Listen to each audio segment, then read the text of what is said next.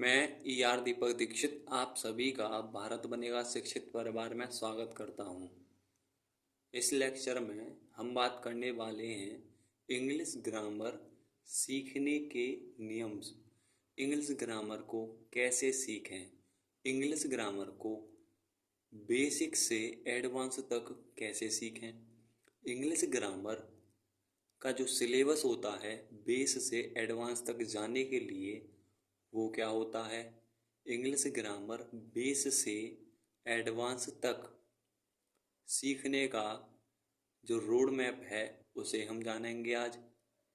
तो ये वीडियो आप सभी के लिए बहुत ही महत्वपूर्ण होने वाली है। अगर मैं इस वीडियो का टाइटल के बारे में लिखना चाहूँ तो हम सीखेंगे इंग्लिश ग्रामर जिसे हिंदी में अंग्रेजी व्याकरण कहते हैं, उसे सीखने की स्ट्रेटजीज। क्या स्ट्रेटजी होनी चाहिए हमारी जिससे कि हमें इंग्लिश ग्रामर समझ में आए। इंग्लिश ग्रामर सीखने हैं, अगर कोई भी इंग्लिश ग्रामर को सीखना चाहता है तो उसकी जो स्ट्रेटजी है आज मैं उसको आप सभी के साथ शेयर करना चाहता हूँ। तो जो हमारी ऑक्सफोर्ड यूनिवर्सिटी है, ऑक्सफोर्ड का आप सभी ने नाम तो सुना ही होगा। ऑक्सफोर्ड जो है वो कहती है सेज दैट, क्या कहती है एक बार समझते हैं। Oxford says that grammar means English grammar strategy are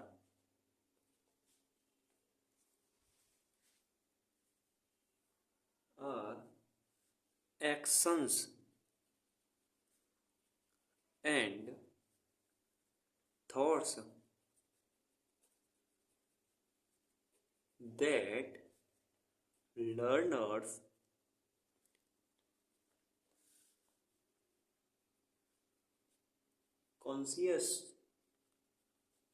consciously employ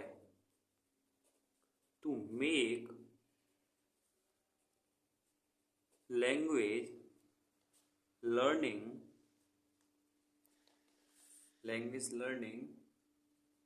and oblique or language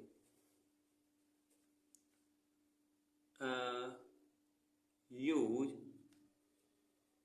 easier and more. Oxford says that English grammar strategies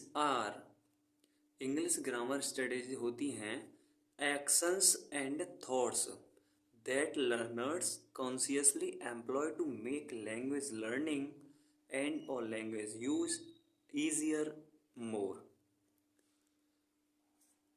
Oxford ये कहती है कि इंग्लिश ग्रामर की जो स्ट्रेटजीज वो होती हैं जो भाषा को सीखने या भाषा के उपयोग का अध्ययन करने के लिए तो विद्यार्थी सचेत रूप से जिन क्रियाओं तथा विचारों का उपयोग करते हैं उसे इंग्लिश ग्रामर स्ट्रेटजीज कहते हैं।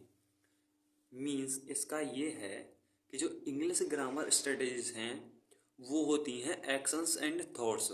जो इंग्लिश सीखने वाले लर्नर्स हैं उनके क्या एक्शंस हैं, क्या थॉट्स हैं, जिस तरीके से लर्नर्स इंग्लिश ग्रामर को सीखने के लिए एक्शंस लेते हैं, उन पर थॉट्स करते हैं, विचार करते हैं, उन्हें इंग्लिश ग्रामर की स्ट्रेटजीज कहा जाता है। और ये बात कहती है ऑक्सफोर्ड यूनिवर्सिटी। ऑक्सफोर्ड यूनिवर्सिटी आप सभी ने इसका नाम तो सुना ही होगा। ये नाम इतना फेमस इसलिए भी है क्योंकि इस यूनिवर्सिटी के मुकाबले के लिए आज तक कोई भी यूनिवर्सिटी नहीं बनी है। इंग्लिश लैंग्वेज की बात करें तो ऑक्सफोर्ड यूनिवर्सिटी नंबर 1 पर आती है। अब बात करते हैं कि वो स्ट्रेटजीज क्या हैं। तो आप ये जो पॉइंट मैं लिखाने जा रहा हूँ, आप इन्हें नोट कर सकते हैं। ये बहुत बहुत बहुत ज़्यादा इम्पोर्टेंट पॉइंट हैं। तो पॉइंट नंबर 1, जो स्ट्रेटजीज हैं, रूल्स बोल सकते हैं, rules to learn English grammar, easy English grammar. तो सबसे पहला रूल्स हम बोल सकते हैं parts of speech. Parts of speech, parts of speech, इसका नाम तो आपने बहुत बार सुना होगा, लेकिन क्या आप जानते हैं पार्ट्स ऑफ स्पीच को दूसरे नाम से भी जाना जाता है, जिसका दूसरा नाम है वर्ड क्लास। इसका एक और नाम है, वो है ग्रामेटिकल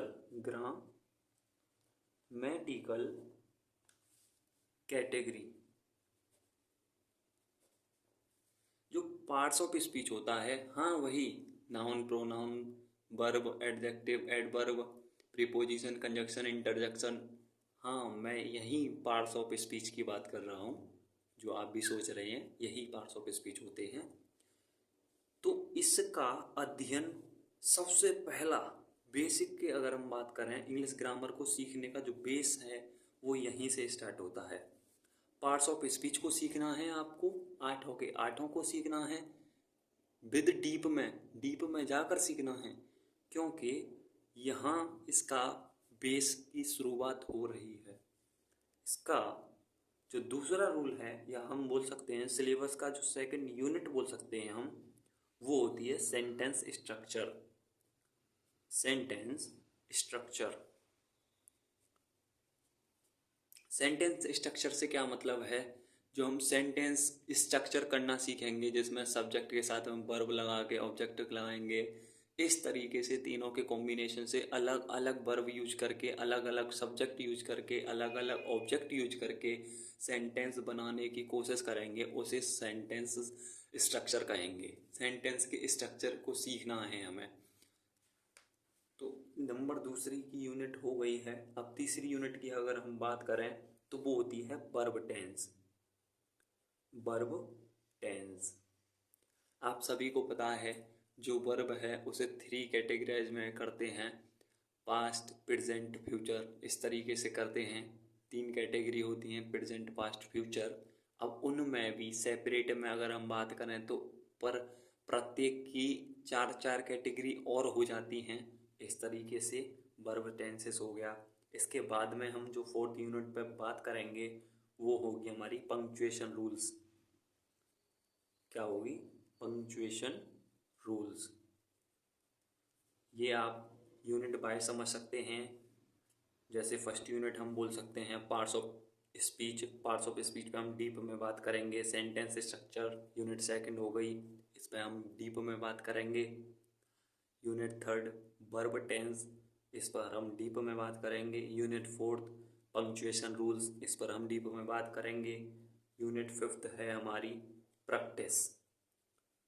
जो सबसे मेन प्रैक्टिस, जो सबसे मेन यूनिट है, जो एडवांस तक आपको ले जाएगी, वो चीज़ है प्रैक्टिस।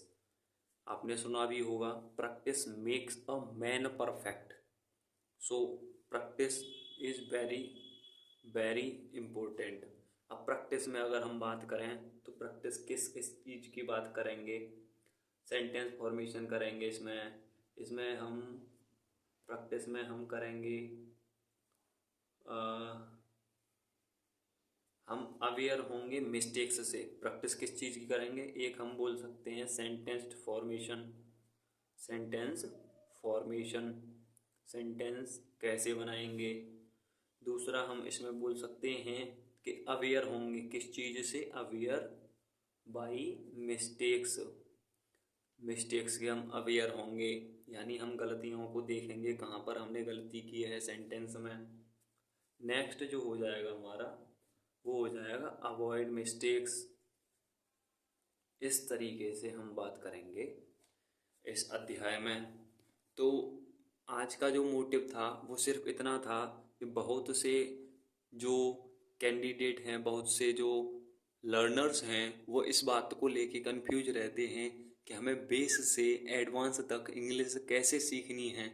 तो उसके लिए मैंने ये 5 यूनिट आपके सामने प्रस्तुत की हैं, जिसमें फर्स्ट पार्ट्स ऑफ स्पीच हो जाएगा, second sentence structure, third verb tense, fourth punctuation rules, fifth हो जाएगा प्रैक्टिस। अगर आप इन फिफ्थ यूनिट पाँचों में से पाँचों को करते हैं तो आपसे अच्छी इंग्लिश ग्रामर कोई नहीं सीख पाएगा।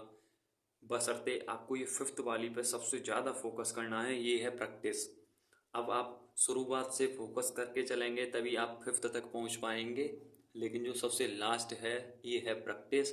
तो आप समझते हैं कि जितना आप प्रैक्टिस करेंगे उतना आप निखरेंगे, उतना आप इंग्लिश अच्छे बोल पाएंगे, अच्छे से लिख पाएंगे, ये सब आप कर पाएंगे। तो आई होप आप आज का लेक्चर आपको समझ आया होगा। मिलते हैं नए लेक्चर में, तब तक के लिए टाटा। वीडियो देखने के लिए आपका धन्यवाद। आपका दिन शुभ हो।